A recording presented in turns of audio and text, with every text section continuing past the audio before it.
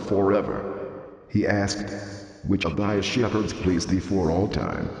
Reciting a long list of her love affairs, he refused. As time went on, as she assumed higher ranks in the pantheon, and with it the responsibility for affairs of state, Inanna/Ishtar began to display more martial qualities, and was often depicted as a goddess of war, armed to the teeth. The inscriptions left by Assyrian kings describe how they went to war for her, and upon her command, how she directly advised when to wait and when to attack, how she sometimes marched at the head of the armies, and how, on at least one occasion, she granted a theophany, and appeared before all the troops. In return for their loyalty, she promised the Assyrian kings long life and success. "From a golden chamber in the skies I will watch over thee," she assured them. Was she turned into a bitter warrior, because she, too, came upon hard times with the rise of Marduk to supremacy. In one of his inscriptions Nebuchadnezzar said, "Inanna of Uruk, the exalted princess, who dwelt in a gold cellar, who rode upon a chariot to which were harnessed 7 lions. The inhabitants of Uruk changed her cult during the rule of King Marduk, removed her cellar, and unharnessed her team." Inanna, reported Nebuchadnezzar, had therefore left the Eanna angrily, and stayed hence in an unseemly place which he does not name. Fig 54. Seeking, perhaps, to combine love with power, the much courted Inanna chose as her husband Muzi, a younger son of Enki. Many ancient texts deal with the loves and quarrels of the two. Some are love songs of great beauty and vivid sexuality. Others tell how Ishtar, back from one of her journeys, found the Muzi celebrating her absence. She arranged for his capture and disappearance into the lower world, a domain ruled by her sister E.Rach.Ki.Gal and her consort Tani-Argal. Some of the most celebrated Sumerian and Akkadian texts deal with the journey of Ishtar to the lower world in search of her banished beloved. Of the 6 known sons of Enki, 3 have been featured in Sumerian tales: the firstborn Marduk, who eventually usurped the supremacy, Nergal, who became ruler of the lower world, and Muzi, who married Inanna/Ishtar. Enlil, too, had 3 sons who played key roles in both divine and human affairs. Ninurta, who, having been born to Enlil by his sister Enherzog, was the legal successor. Nanna/Sin, firstborn by Enlil's official spouse Enlil, and a younger son by Enlil named Ishkur Mountainous, far mountain land, who was more frequently called Adad beloved. As brother of Sin and uncle of Utu and Inanna, Adad appears to have felt more at home with them and at his own house. The Sumerian texts constantly group the 4 together. The ceremonies connected with the visit of Anu to Uruk also spoke of the 4 as a group. One text, describing the entrance to the court of Anu, states that the throne room was reached through the gate of Sin, Shamash, Adad, and Ishtar. Another text, first published by the Catholic Russian Academy of the History of Material Cultures, poetically described the 4 as retiring for the night together. The greatest affinity seems to have existed between Adad and Ishtar, and the 2 were even depicted next to each other, as on this relief showing an Assyrian ruler being blessed by Adad holding the ring and lightning, and by Ishtar holding her bow. The third deity is too mutilated to be identified. Was there more to this affinity, and a platonic relationship, especially in view of Ishtar's record? It is noteworthy that in the biblical Song of Songs, the playful girl calls her lover Deodi, a word that means both lover and uncle. Now, was Ishtar called Adad, a derivative from the Sumerian Dada, because he was the uncle, who was the lover? But Ishtar was not only a playboy, he was a mighty god, endowed by his father Enlil with the powers and prerogatives of a storm god. As such, he was revered as the Hurrian/Hittite Tishub, and the Urartian Teshubu windblower, the Amorite Ramanu Thunderer, the Canaanite Rajimu caster of hailstones, the Indo-European Bubrash light maker, the Semitic Meirahi, who lights up the skies. A god list kept at the British Museum, as shown by Hans Schlobi's Der Akkadische Wettergott in Mesopotamia, clarifies that Ishtar was indeed the divine lord in lands far from Sumer and Akkad. As Sumerian texts reveal, this was no accident. Enlil, it seems, willfully dispatched his young son to become the resident deity in the mountain lands north and west of Mesopotamia.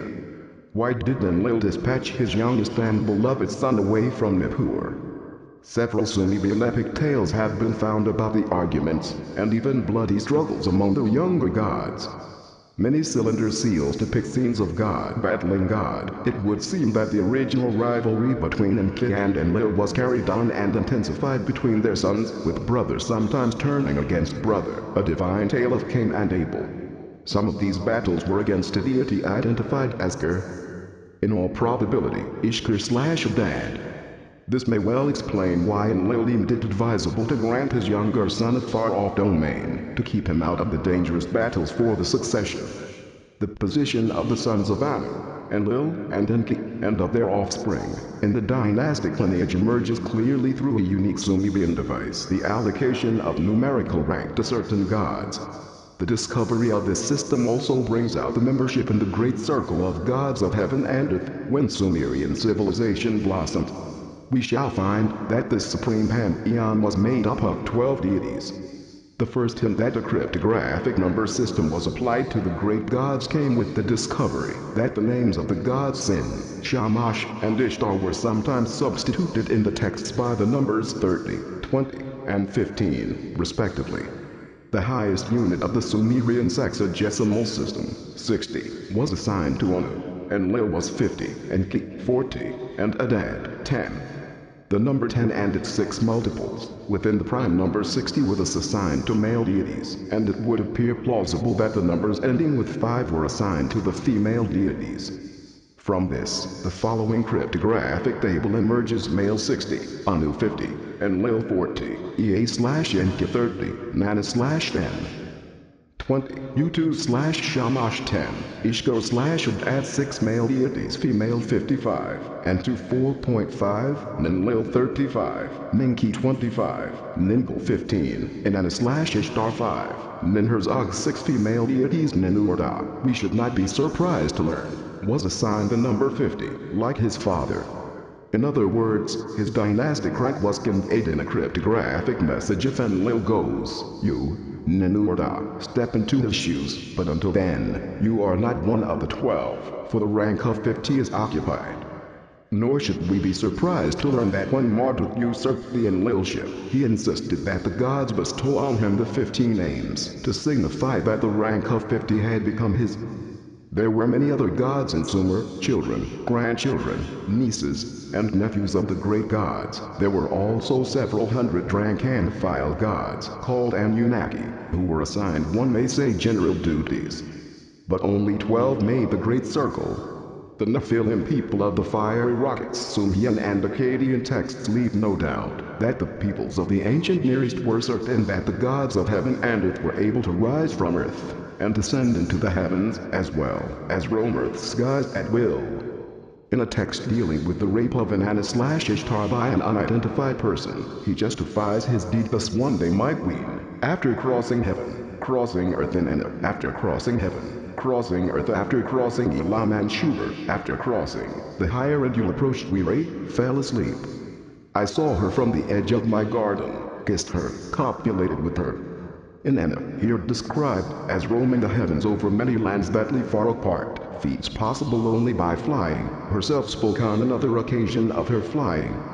In a text which S. Langdon in Revue de Seriology et Archaeologie Orientale named a classical liturgy to Anini, the goddess laments her expulsion from her city, acting on the instructions of Enlil, an emissary, who brought to me the word of heaven, entered her throne room, his unwashed hands put on me, and, after other indignities, me, from my temple, they caused to fly. A queen am I, whom, from my city, like a bird they caused to fly. Such a capability, by Inanna as well as the other major gods, was often indicated by the ancient artists, by depicting the gods anthropomorphic in all other respects, as we have seen, with wings. The wings, as can be seen from numerous depictions, were not part of the body, not natural wings, but rather a decorative attachment to the god's clothing. Inanna/Ishtar, whose far-flung travels are mentioned in many ancient texts, commuted between her initial distant domain in Aratta and her coveted abode in Uruk. She called upon Enki in Aridad and Enlil in Nippur, and visited her brother Utu at his headquarters in Sippar. But her most celebrated journey was to the lower world, the domain of her sister Ereshkigal. The journey was the subject not only